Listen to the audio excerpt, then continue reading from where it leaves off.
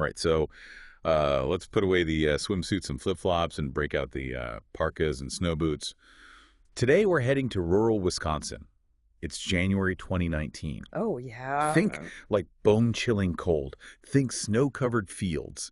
And think about a case where seemingly insignificant details end up creating a really chilling picture of a double homicide. Oh, wow. We've got missing persons reports, we've got a burned-out truck, we have conflicting statements, and we have a whole lot of twists and turns. You ready for this deep dive? Absolutely. And you're so right about those small details. What I think is so fascinating about this case, just from like an investigative standpoint, is how piecing together, all those tiny puzzle pieces ultimately reveals a much, much larger and darker picture. Yeah. So let's meet our key players here.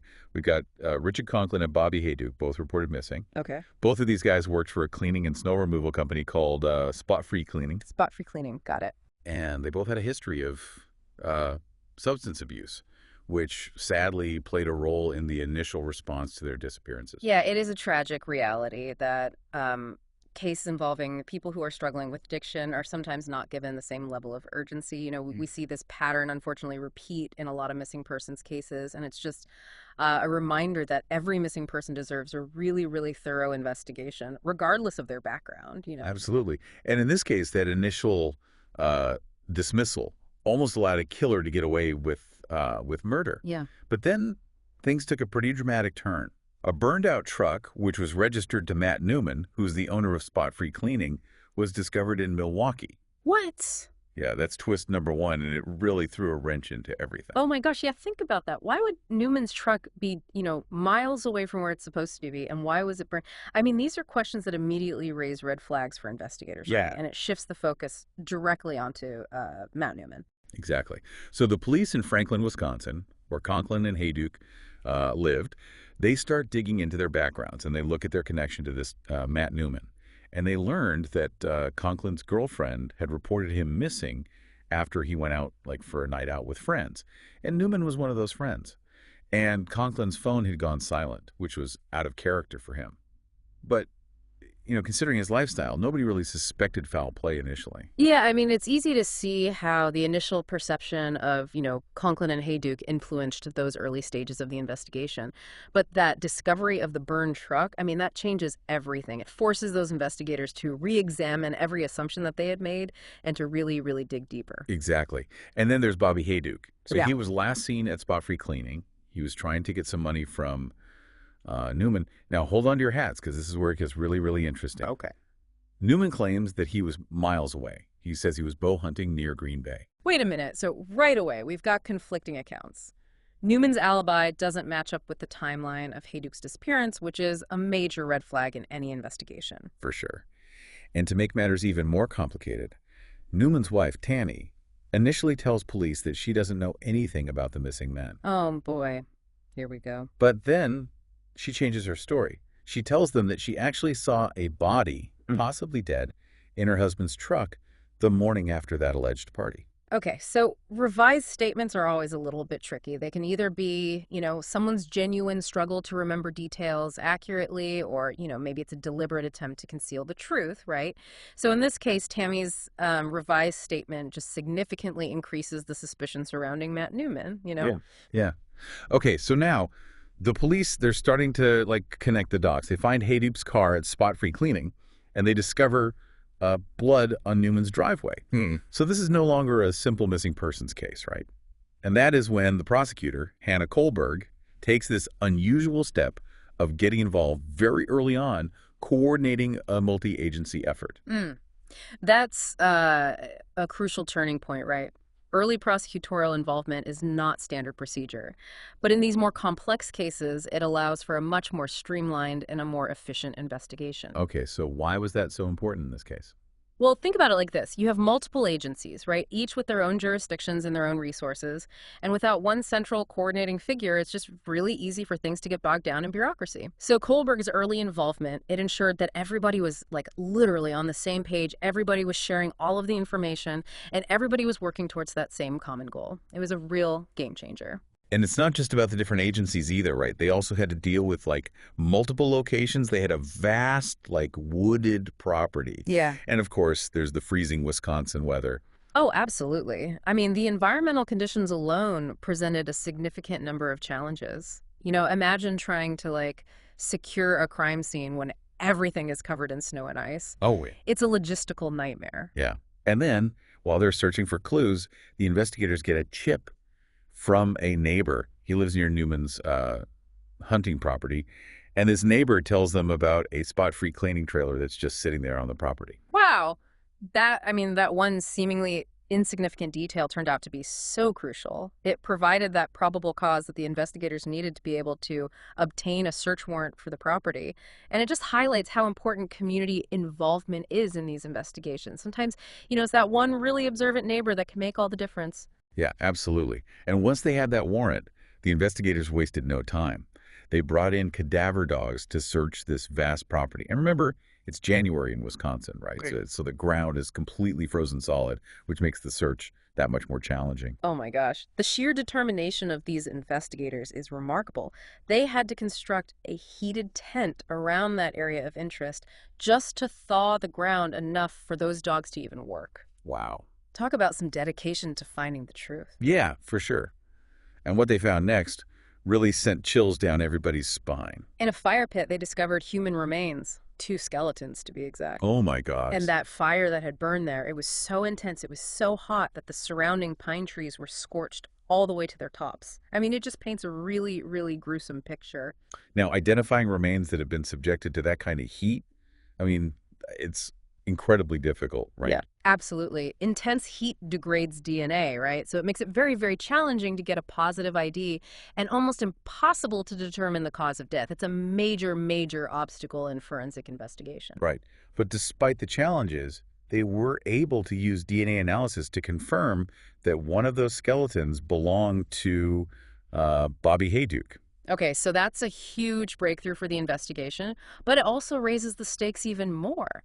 If Hayduke's remains were found in that fire pit, then it stands to reason that that other skeleton could belong to Richard Conklin. Exactly. And if that's the case, then the question becomes, how do you connect Matt Newman to Conklin's death? That's the million-dollar question, and well, that's what we'll explore next. So remember that burned-out truck we were talking about, the one that was found abandoned in Milwaukee? Yeah. Well, it turns out that truck became a treasure trove of evidence. Investigators from the Bureau of Alcohol, Tobacco, Firearms, and Explosives. The ATF. Yeah, ATF, along with the Milwaukee PD, they examined every single inch of that vehicle. Okay, so we've got the ATF involved now, so this is getting serious. What did they find? Well, they discovered a bullet hole in the B-pillar. That's that vertical support beam between the front and the rear doors. And it was right near head level. Okay, so this is where Tammy's revised statement about seeing a body in the truck becomes even more chilling, right? Exactly. The location of that bullet hole lines up perfectly with someone sitting in the passenger seat being shot in the head. But that's not all. They also found blood underneath the front seat. Oh, man. This is like something straight out of a crime drama. Whose blood was it? So they ran the DNA, and it came back as a match to Richard Conklin. Wow. This was a huge breakthrough for the prosecution. They finally had physical evidence that directly linked Conklin to that truck and placed Newman at the scene. So let's just recap for a second. Both victims were last seen with Newman. His wife changes her story. She tells the police she saw a body in his truck. That truck is found burned, miles away.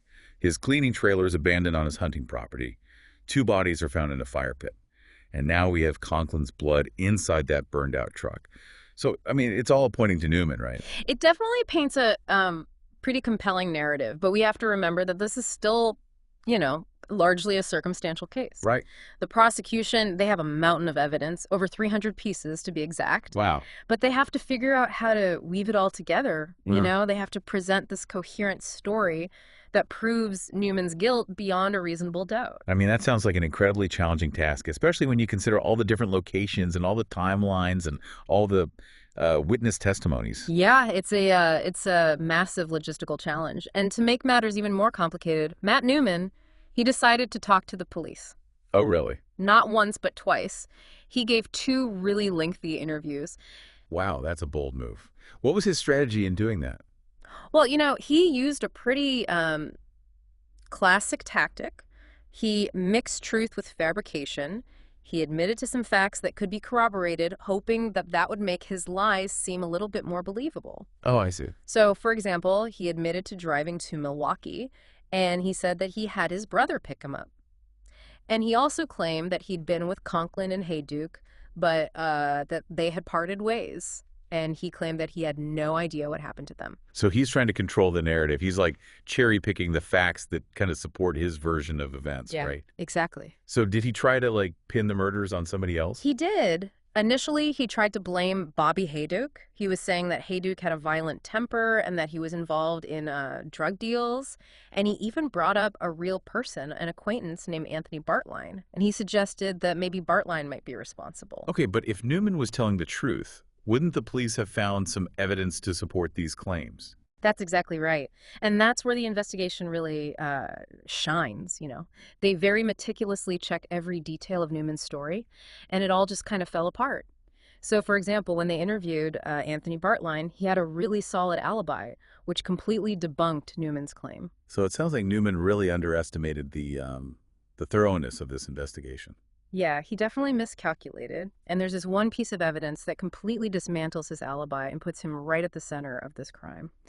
Cell phone data. Oh, yeah. I was wondering when that was going to come into play. Cell phone data is like the silent witness in so many cases these days. Absolutely. It's become an invaluable tool for investigators. And in this case, the cell phone records, they showed that Conklin's phone went silent while he was at spot-free cleaning. And that was right around the time that the prosecution believes he was murdered. And they were also able to track Newman's movements. And that showed him traveling between his home and that hunting property all around the time of the murders. Okay.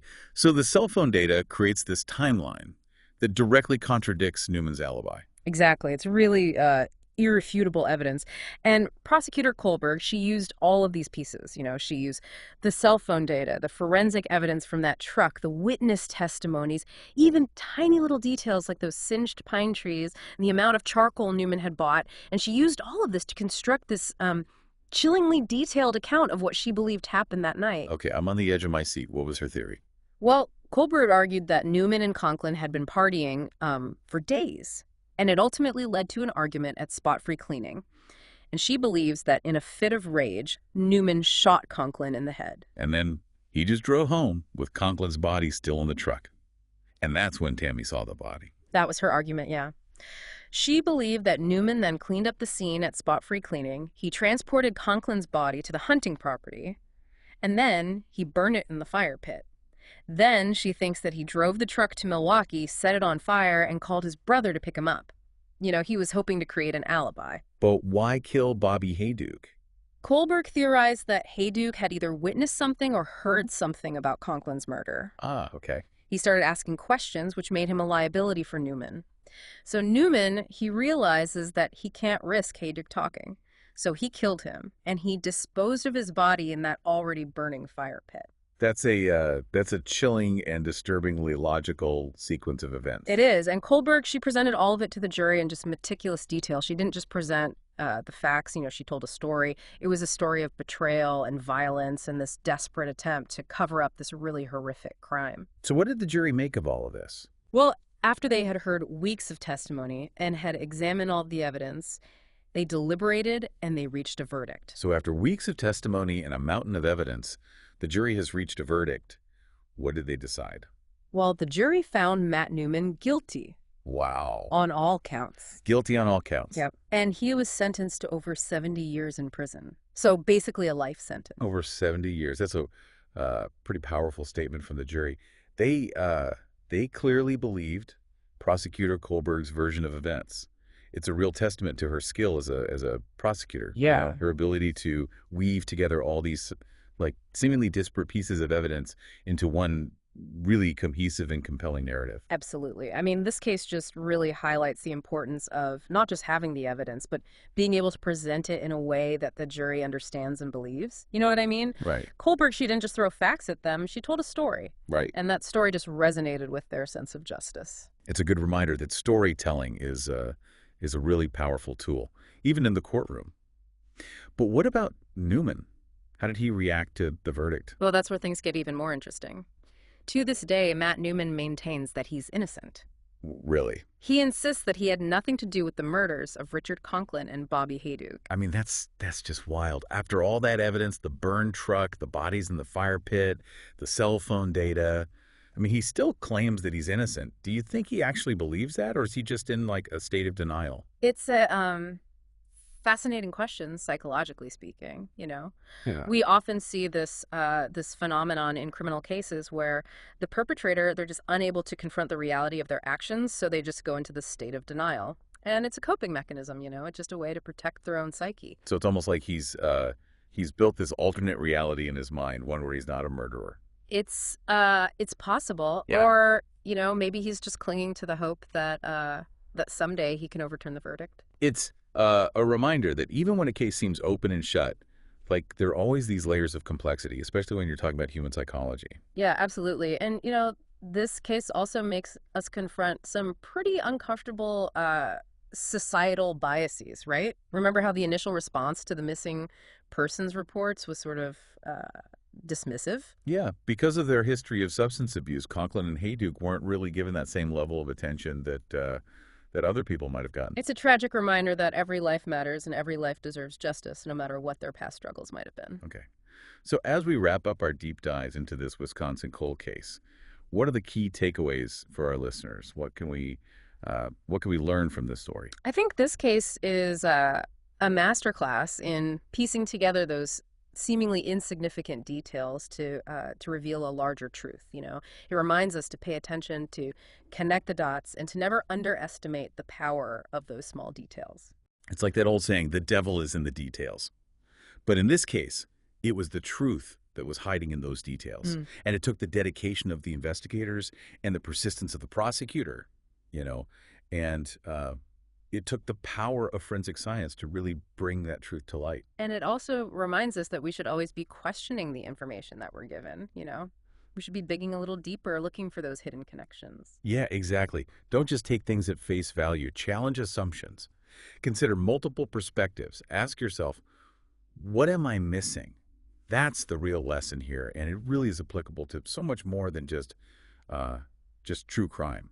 Right. Think about how we consume the news and how we form opinions and even how we just make decisions every single day. We're constantly bombarded with information from all sides, and it's just really easy to get overwhelmed and to just accept whatever we're told. But this case teaches us that we need to be more discerning, that we need to be more critical thinkers. We need to be our own detectives, in a way. Exactly. And as we navigate this increasingly complex world of information, that's a skill that's going to serve all of us really, really well. So the next time you find yourself scrolling through your news feed or listening to a podcast or even just having a conversation with someone, remember this case. Remember the power of observation. Remember how important it is to connect the dots. And remember the need to always, always be questioning what you're told. You never know what hidden truths you might just uncover.